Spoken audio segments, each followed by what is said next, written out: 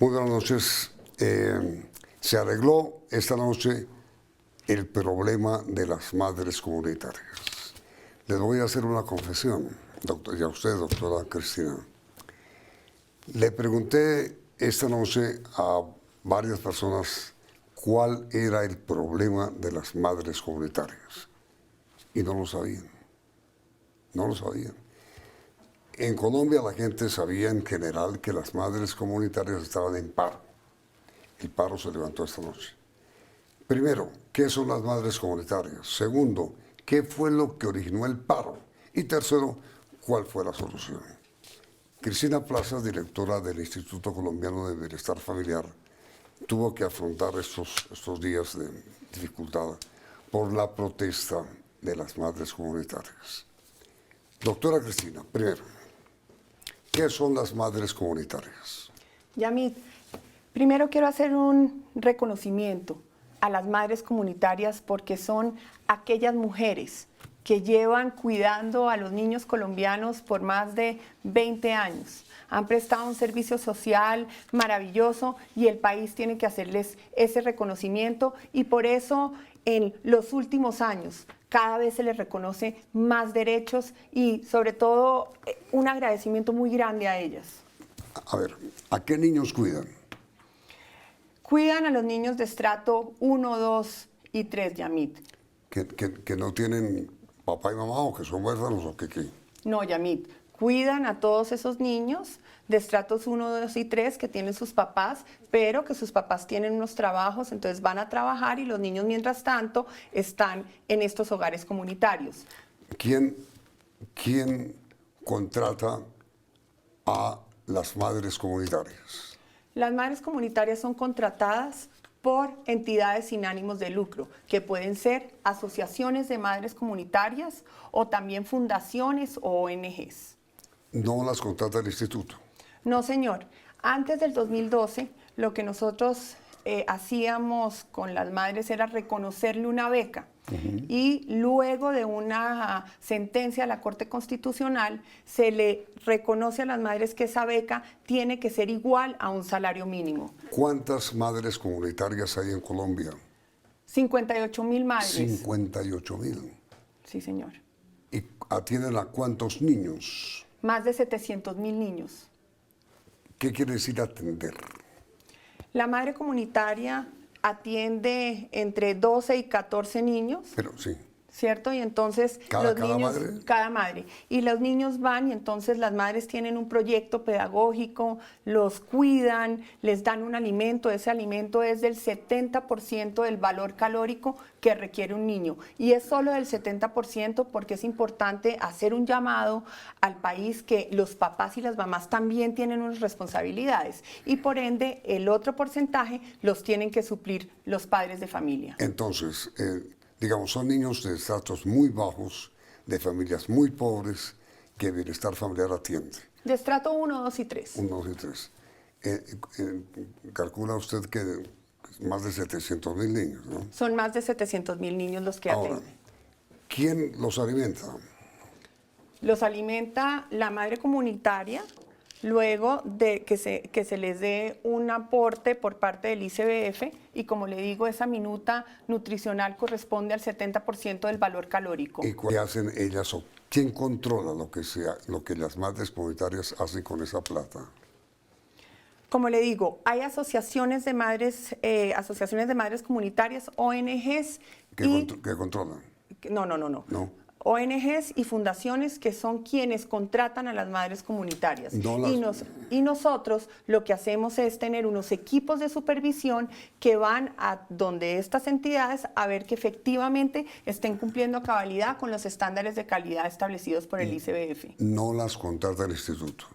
No las contrata el instituto y si quiere le cuento un poco de la historia. Como le digo, en el 2012 lo que dice la Corte Constitucional es que se les iguale la beca a un salario mínimo, pero luego el gobierno del presidente Santos a través de la reforma tributaria le reconoce la formalización a las madres comunitarias. Esto quiere decir que las madres comunitarias tienen un contrato, van a tener un contrato laboral y ese contrato laboral pues obviamente les reconoce todas sus prestaciones sociales. Y esto fue una labor que se hizo y obviamente el presidente Santos quería reconocer todo ese trabajo que durante años han venido haciendo las madres comunitarias. Y yo quiero hacer un reconocimiento también al senador Ángel Custodio Cabrera, porque fue quien impulsó también este artículo dentro de la reforma tributaria.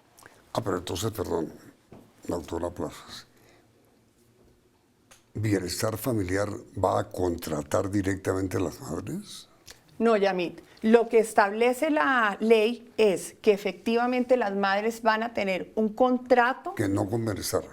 No con bienestar, ¿Con como quién? le digo. También la reglamentación de esa ley lo que establece es que quien las contrata son las entidades sin ánimo de lucro, que pueden ser asociaciones de madres comunitarias o de padres de familia, ONGs o fundaciones.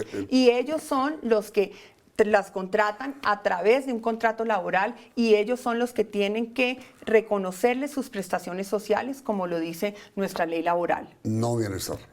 No, señor, y esa es la petición. Parte de la molestia que tenían, esa era la petición, y parte de la molestia que generó este paro es que ellas querían ser servidoras públicas, pero lo que dice la ley es que ellas no son servidoras públicas. Entonces, la petición no se podía cumplir si no se presenta un proyecto de ley. Pero además, de acuerdo, si yo le digo cuánto le cuesta al país que las madres comunitarias sean servidoras públicas, eso quiere decir que el ICBF cree más de 58.000 contratos laborales. Esto nos costaría más de 139.000 millones de pesos.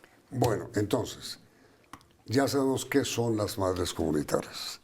Son señoras que son contratadas por fundaciones o asociaciones que usted financia, Sí, sí. no a ellas, sino a las fundaciones, para que atiendan niños de estrato 0, 1, 2 y 3, que son muy pobres, que no tienen ni con qué comer ni quien los atienda, entre 0 y 5 años. Esas son las madres. ¿Quién escoge a las madres? No, hoy... No, ¿quién las escoge? Usted la contrata. ¿Quién las contrata? Las contrata, ellas se asociaron luego de la ley para que pudieran ser contratadas. Muchas de ellas lo que hicieron fue crear asociaciones de madres comunitarias. Entonces ellas mismas crearon sus asociaciones, pero también pueden ser contratadas por una fundación o por una ONG. Es decir, no hay ningún vínculo laboral entre el ICBF y las madres comunitarias. No, es más, en la ley, cuando la Corte Constitucional se pronunció, dejó claro que no tenían un vínculo laboral con el ICBF. Y ahí también podemos hablar de una segunda molestia que tenían las madres. Entonces, voy para allá. Primera petición de las madres, que hubiera el vínculo laboral. ¿Eso cómo se arregló? No va a haber un vínculo laboral, pero lo que acordamos fue que nosotros vamos a ser garantes a través de una mesa que ya constituimos con la Procuraduría y con el Ministerio de Trabajo para obligar a todos aquellos operadores a que cumplan y que no le violen los derechos laborales a las madres comunitarias. ¿Qué son operadores? Operadores es eso, los que prestan el servicio, que como se lo he dicho, son las asociaciones de madres comunitarias, ONGs o fundaciones. Pero además... Usted contrata a los operadores, usted. Sí, señor. Y están a partir de hoy obligados al reconocimiento de derechos laborales. No. Desde que desde salió siempre. la ley, desde que salió la ley, pues desde que se expidió la ley, se les reconoce los derechos laborales. Lo que pasa es que algunos operadores no están cumpliendo con la ley y les están violando el derecho a algunas madres comunitarias, como pasa no solamente en este caso,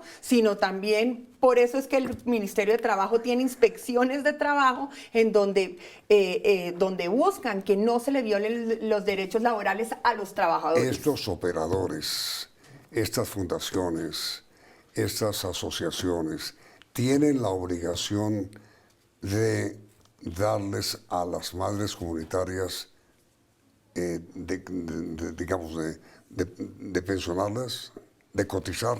Claro, es que el contrato laboral es con todas sus prestaciones Son ellos los que sociales. violan. Ellos son, claro, son No usted. son algunos operadores que no cumplen y violan los derechos de unos trabajadores. Ellas son trabajadores y se les estaba violando el derecho, pero algunas. Uno no puede decir que todas las Sí, asociaciones de madres y todas las ONGs y todas las fundaciones estaban incumpliendo. Y por eso se va a seguir con esa mesa que tenemos con la Procuraduría y con el Ministerio de Trabajo para ver aquellos casos particulares en donde se le violen los derechos a las madres para que el Ministerio de Trabajo inmediatamente actúe. Pero ahí también existe otro compromiso en ese primer punto. A ver, dime.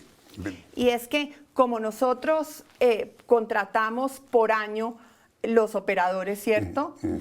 Entonces, de acuerdo a la vigencia anual, lo que nosotros vamos a hacer es pedir unas vigencias futuras hasta el final del gobierno para que podamos garantizarle continuidad a todos los contratos de las madres comunitarias. Los contratos de los operadores con las madres. Los contratos Garantizarles estabilidad.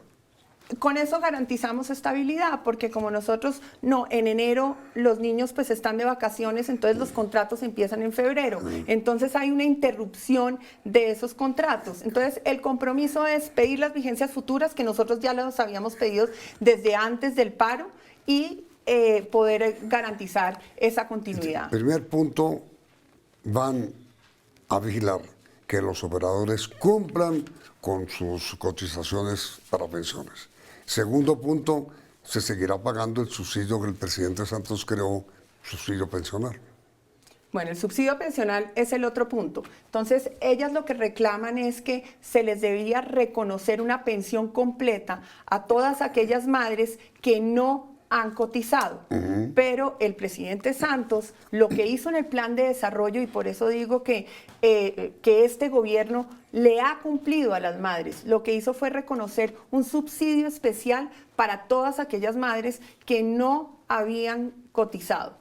Pero su petición es que la pensión sea completa, pero esto no se puede, primero porque las madres comunitarias no tienen un régimen especial, y segundo porque iríamos en contra de la ley. La ley lo que dice es que se les reconoce un subsidio especial y no una pensión. Segundo punto, de acuerdo, habrá un contrato fijo, permanente, extendido hasta el final del gobierno, con vigencias futuras.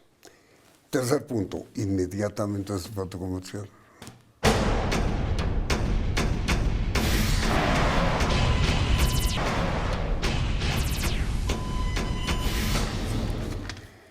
La doctora Cristina Plazas, directora de Bienestar Familiar.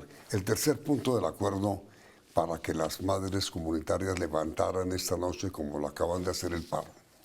En un principio, las madres comunitarias en sus peticiones, cuando empezaron este paro, solo hablaban de derechos laborales, que se les reconocieran sus derechos. Pero en la discusión que se ha dado durante estos 10 días, lo que hicimos fue hablar también del tema nutricional de los niños. Entonces, llegamos a un acuerdo muy importante, y es que nosotros, que ya estamos haciendo un estudio de mercado de los costos de los alimentos, porque tenemos una preocupación. Nosotros estamos dándole unos recursos a las madres y no sabemos si con toda esta sequía y con las alzas de los alimentos, de pronto hay un desequilibrio entre lo que estamos dando y la minuta que establecen los lineamientos del ICBF. Entonces, el compromiso, que como le digo ya lo teníamos desde antes del paro, es que vamos a hacer ese estudio de mercado, pues que estamos haciendo ese estudio de mercados, y si vemos que hay un desequilibrio, inmediatamente ponemos la plata para equilibrar el presupuesto con la minuta nutricional. Escuchando a la doctora Cristina, queda uno con la sensación de que, y le ruego que me responda si ustedes tienen la misma sensación, de que las madres comunitarias están siendo utilizadas políticamente contra usted. Yamit, yo creo que ya después de que llegamos a un acuerdo, lo mejor es olvidar lo que ha pasado. La buena noticia que le tenemos que dar al país es que ya no hay paro, porque tristemente fueron más de 16,000 niños los afectados de este paro. Nosotros hicimos un plan de choque y logramos atender 7,000 niños de esos 16.000 que no estaban atendidos por el paro, pero de todas maneras esto solo afecta a los niños y la petición que yo hago es que cuando se hagan protestas, yo soy la más respetuosa de las protestas, pero que se hagan protestas, pero sin que afecten a los niños y a las niñas del país. Ahora, miren, dentro de todos estos días de protesta de las madres comunitarias, supongo yo, doctora Cristina, que usted recorrió pues muchos de los jardines de madres comunitarias, no solamente en Bogotá, sino en el resto del país. ¿Cuántos jardines hay en Colombia?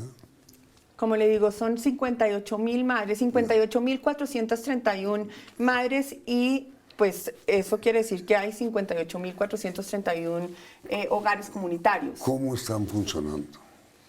Mire, Yamit, vuelvo a hacer el reconocimiento de las madres comunitarias y como siempre lo he dicho, la mayoría de estas madres comunitarias cumplen la labor de acuerdo a los derechos de los niños y garantizan los derechos de los niños. Pero también hemos visto unas noticias terribles en los noticieros, hemos visto cómo hay violencia sexual por parte de algún familiar de la madre comunitaria. Hace 3 días tuvimos la noticia de un esposo de una madre comunitaria que violó a un niño en el hogar, pero también hemos visto que algunos niños se han muerto en los hogares comunitarios y por eso fue que nosotros... Por descuido, porque se ahogan con la sopa, el otro día se ahorcó uno con la cuna. Entonces, nosotros lo que hicimos fue crear un banco de oferentes, que es una invitación pública que se hizo en el 2015 para que todas las entidades prestadoras del servicio público de bienestar se presentaran y cumplieran unos requisitos. Nosotros, para garantizar la transparencia, contratamos a la Universidad Nacional para que esa entidad fuera la que hiciera la evaluación del cumplimiento de esos requisitos y así lograr que se dieran todos los principios de contratación como es la pluralidad y la transparencia. Eso fue lo que hicimos. Y una de las molestias que también se produjo en las madres comunitarias es que se incluyeron a esas asociaciones de madres en ese banco de oferentes. Y la razón de por qué se hizo es que para nosotros todos los niños tienen los mismos derechos, no importa si están en un hogar comunitario o en un centro de desarrollo infantil, y por eso fue que todos tenían que participar de esa invitación y cumplir no solamente con unos requisitos establecidos en el banco de oferentes, sino que se contrató a todos aquellos que habían sacado una buena evaluación luego de esas visitas que hicimos el año pasado, más de 48.000 visitas de supervisión a todas las entidades prestadoras de servicio. ¿Qué son, qué hacen y para qué sirven los bancos de oferentes que usted creó? Yamit, nosotros... ¿Qué son? Bueno, primero, eso es una invitación pública para que se presenten para que se presenten las entidades que prestan el servicio público de bienestar. Y el banco de oferentes establece unos requisitos que deben cumplir y eso los habilita. Una de las críticas que se han hecho es que nosotros queremos acabar con las madres comunitarias y eso no es cierto. Primero, los lineamientos del ICBF establecen que se deben contratar a todas las madres comunitarias, obviamente aquellas que no han sido sancionadas, pero además nosotros, los servicios de primera infancia, el 75% está siendo prestado por madres comunitarias. Por tanto, no es cierto que nosotros queremos acabar con todas estas asociaciones de madres.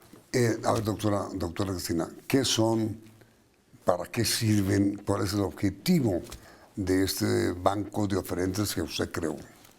Yamit, el ICBF tiene una modalidad especial que es el contrato de aporte. El contrato de aporte es una contratación directa. Nosotros establecimos este banco de oferentes para garantizar que se cumplan con todos esos principios de la contratación, como es la transparencia, la pluralidad, la publicidad, y por esa razón fue que hicimos esa invitación pública para que las personas que prestan el servicio de bienestar, pues las entidades que prestan el servicio público de bienestar, cumplan con esos requisitos establecidos en el banco de oferentes y también con unos requisitos de calidad.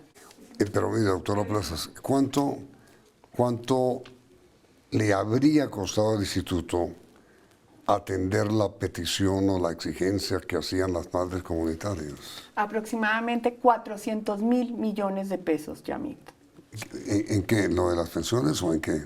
En varios temas. Primero, en vincularlas como servidoras públicas. Esos son 139.000 millones de pesos más. Pero además incluyeron a las madres sustitutas para que se les reconocieran sus derechos laborales y esto cuesta aproximadamente 22.000 millones de pesos. Para igualar todas las modalidades nos costaba aproximadamente 127.000 millones de pesos y en la parte nutricional 95.000 millones de pesos. Entonces todo esto suma aproximadamente 400.000 millones de pesos. Yo no entendí muy bien, doctora Plazas, excúseme. ¿Qué es el Banco de Oferentes? ¿Es una institución o es una agencia? No, Yamit, el Banco de Oferentes es una invitación pública que se hizo en el 2015 para habilitar a las entidades prestadoras del servicio público de bienestar y se habilitaban cumpliendo unos requisitos establecidos en el Banco de Oferentes. ¿Y eso está abierto? Claro que sí. En este momento están habilitadas todas aquellas entidades que cumplieron con el requisito y se puede actualizar cada vez que se requiera por parte de la entidad. El instituto maneja un presupuesto de 5.8 billones de pesos. En consecuencia, supongo yo que detrás de eso debe haber cantidad de tentaciones. Ay, Yamit, nosotros desde que llegamos al instituto hemos denunciado que existe una organización criminal, una mafia, peor que el narcotráfico. Nosotros luego de llevar 3 meses en el instituto, logramos con un trabajo conjunto con la Fiscalía que se capturara al director regional de Nariño, que estaba extorsionando y cobrando comisiones para adjudicar los contratos. Pero después de eso hemos logrado, con ese trabajo que hemos hecho con la Fiscalía, porque además hemos capacitado a los investigadores de la Fiscalía para que puedan llegar al punto y puedan detectar los delitos de los operadores, hemos logrado que se capturen ya más de 20 personas. Hoy, por ejemplo, fue muy importante la captura de más de 7 personas por lo que pasó en Aguachica, ese video infame que todo el mundo entendiendo que ese programa no es de nosotros, el programa de alimentación escolar alimentación infame, eso sí. Claro, es de las alcaldías pues es un programa del Ministerio de Educación, pero ellos trasladan los recursos a las gobernaciones y a las alcaldías, que son ellos los responsables. ¿Y lo que pasó hoy es que los detuvieron? Sí, señor. ¿Cuál ha sido en estos años que usted tiene como directora de Bienestar Familiar el mayor escándalo de corrupción que usted descubrió? El director de Nariño. Yo creo que tenemos 2 capturas, el director de Nariño y el director de Amazonas. Yo creo que sí hemos visto que hay una organización criminal que, como le digo, es peor que la mafia del narcotráfico porque hay algunos funcionarios del instituto involucrados, pero también hay presiones políticas y también unas organizaciones de intereses privados que están detrás de todo esto. Entonces se ha conformado una gran red y combatirla es muy difícil.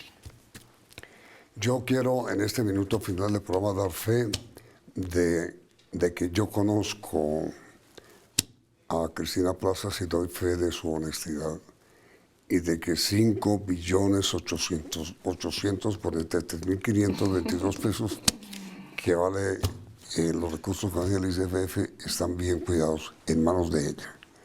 Pero hay una cantidad que quieren dar su zarpazo.